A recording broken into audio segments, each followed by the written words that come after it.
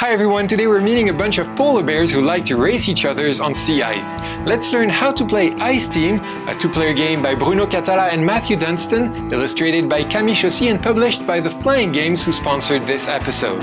So put your scarf on, the race is about to begin.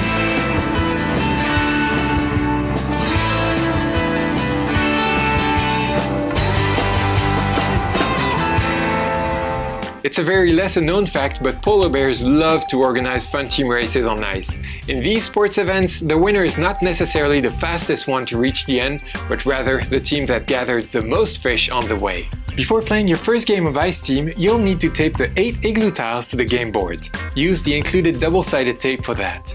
Then, according to polar bears tradition, every race must be unique, so use your imagination to assemble the 4 course boards before adding the start and the finish boards. You'll just have a few rules to follow. First, arrange the boards so that the bears will have to pass on at least one space of each board before crossing the finish line. Then, the start board cannot be directly connected to an igloo tile. Besides those 2 points, be creative and put together the best course ever. Shuffle the 24 sea ice tiles and randomly put one on every spaces of the course boards, except on the empty spaces. There's one empty space per board. Those are the spaces without sea currents, no sea animals, and no igloo either. Add a fresh fish on top of every single igloo and put the rest of the fish, as well as the 2 dice, next to the track. Each player can pick their favorite team, red or green scarves, and place their 4 bear athletes on the start board. The race is ready to begin. As I mentioned a minute ago, the race is not necessarily about speed, but rather about which team can get the most fish. And there are 3 ways to gather fish in Ice Team. The bears can search the igloos, steal some fresh fish from the opposite team, or simply rush to the finish line since each bear will receive some fish when reaching the end. So the 2 teams have to decide for themselves if it's better to run fast or to spend a little bit more time on the track to fill their pockets with more fish. But I'm getting ahead of myself. The race is on, let's learn how to run it. Players take turns using 2 actions, except during the very first turn where the first player only gets a single action. They may spend their 2 actions on the same bear or use 2 different bears. An action always starts by moving a bear and finishes by triggering the effect of the landing tile. Let's see how to move. A bear may move using different techniques. It can simply walk to an adjacent sea ice or igloo tile as long as it is unoccupied. This is an important rule for the entire game. 2 bears can never find themselves on the same space at the same time.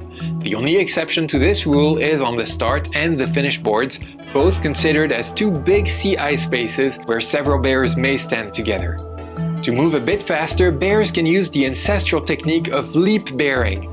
Just like in checkers, a bear can leap over another bear, whether from its own team or not, to land on a free sea ice or igloo tile. Even better, a bear may chain as many leaps as wanted, as long as other bears are correctly placed to allow for more jumps. However, it doesn't matter if the bear leaps once or many times, you will only trigger the effect of the tile on which the bear finally stops. All the other tiles are just ignored. Finally, a bear may also swim, but only in a straight line to reach a distant sea ice or igloo tile. This method is perfect to easily and quickly cover more ground, but again, a bear can only swim in a straight line. No matter how it moves, a bear must check the tile it just left and see if the sea ice is cracked. If it is cracked, it means that it is thin ice and that it will disappear in the sea. Remove such tile from the game as soon as a bear leaves it. Again, thin ice tiles are only removed if a bear starts its action and moves from one of those. During a leap bearing chain action, the intermediary tiles are simply ignored. Keep an eye for thin ice, those tiles come in different styles. After a move, the bear must trigger the effect of the tile where it stopped. Let's start with the bear paws tiles, which grant the bear an extra action that it must take immediately. This means the bear has to move again and apply the effect of the new tile.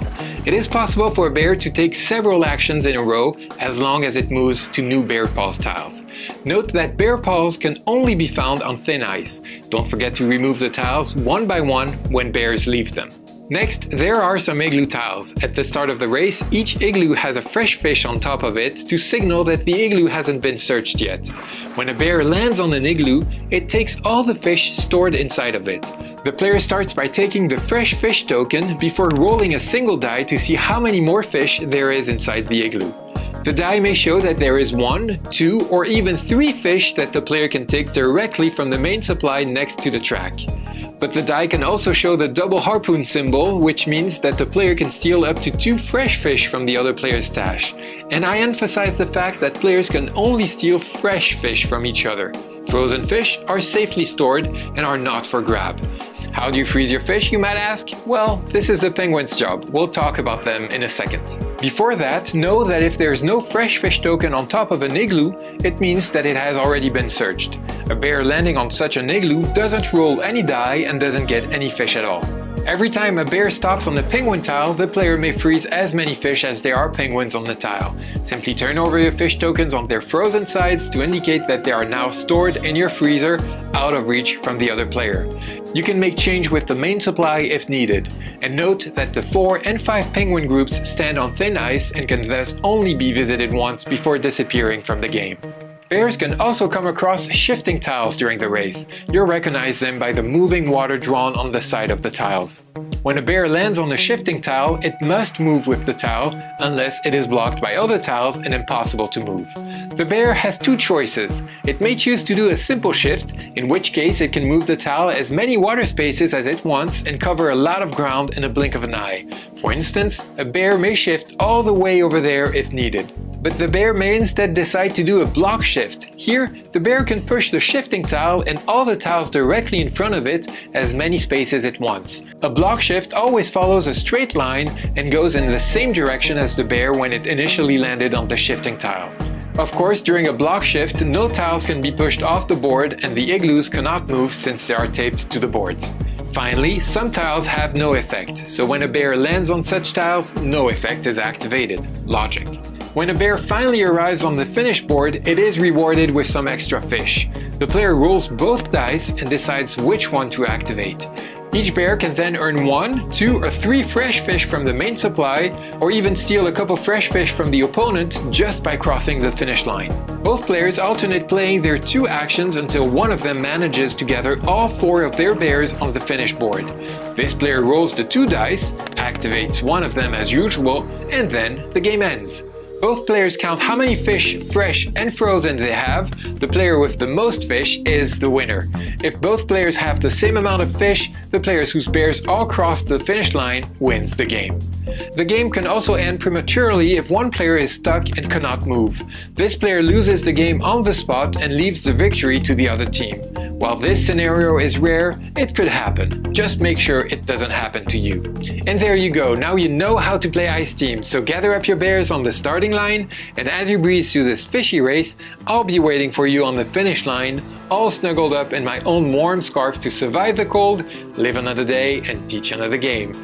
Don't forget to share the video and to subscribe to the channel. I'll see you in another episode. Take care.